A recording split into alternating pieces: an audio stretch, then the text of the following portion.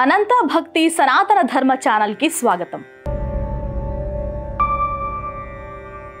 సర్వ సంపదలకు అధినేత్రి అయిన శ్రీ మహాలక్ష్మి యొక్క కరుణా కటాక్ష వీక్షణాల కోసం ఎదురు చూడని వాళ్ళు ఎవరు ఉండరు.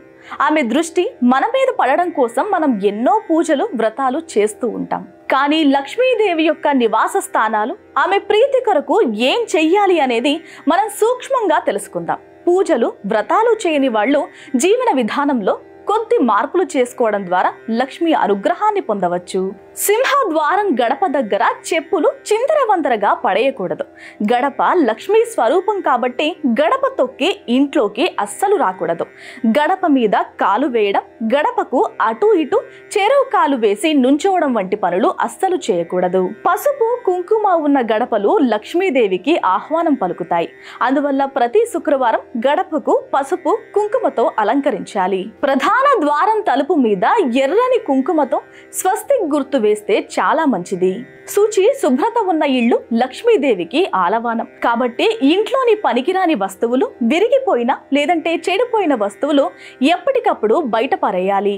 చెడిపోయిన గడియారాలు, విరిగిపోయిన అద్దాలు, చిరిగి లేదంటే వాడని వస్త్రాలు ఇంట్లో అస్సలు పెట్టుకోకూడదు. ముగ్గు వేసిన వాకిలి గుండా లక్ష్మీదేవి ఇంట్లోకి ప్రవేశిస్తుంది. అందుకే తెల్లవారే వాకిలి ఊడ్చి ముగ్గులు వేసుకోవాలి. ఇంటి ఇల్లాలు గట్టిగా గొంతు పెట్టి మాట్లాడడం, నట్టింట్లో చెడు మాటలు, చెడు తిట్లు తిట్టడం అస్సలు మంచిది కాదు. ఎక్కడైతే భార్యాభర్తలు నిరంతరం కొట్లాడుకుంటారో, ఏ ఇంట్లో ఇల్లాలు ఎప్పుడు అసంతృప్తిగా ఉంటుందో ఆ ఇంట్లో లక్ష్మీదేవి ప్రవేశించదు.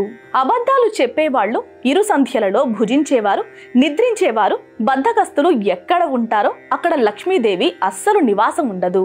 ఉదయం సాయంత్రం దీపారాధన చేసే ఇంట్లో లక్ష్మీదేవి కొలువై ఉంటుంది. సాయం సంధ్యా వేళల్లో సాంబ్రాణి ధూపం గనక ఇంట్లో వేస్తే లక్ష్మీదేవి కటాక్షం పొందవచ్చు. సత్యవాదులు, ధార్మిక నైతిక ప్రవర్తన ఉన్న వారి పట్ల లక్ష్మీదేవి ప్రసన్నురాలై ఉంటుంది. వెండి, బంగారం వంటి లోహాల్లో, రత్నాలు, ముత్యాలలో లక్ష్మీదేవి కొలువై ఉంటుంది. అతిగా మాట్లాడేవారు, గురువులను పెద్దలను అగౌరవపరిచేవారు, జూదరులు, అతి నిద్రాలోరులు, అశుభ్రంగా ఉండేవారు ఉన్న చోట లక్ష్మీదేవి అస్సలు ఉండదు. ప్రతి శుక్రవారం తలస్నానం చేసి ఎర్రని వస్త్రాలు, పువ్వులు ధరించి లక్ష్మీ పూజ చేసేవారు ఆమె అనుగ్రహం పొందుతారు. చిల్లర పైసలను, పువ్వులను, అన్నాన్ని నిర్లక్ష్యంగా పడేసేవారు ఆమె అనుగ్రహం పొందలేరు. సర్వే జన సుఖినో భవంతు.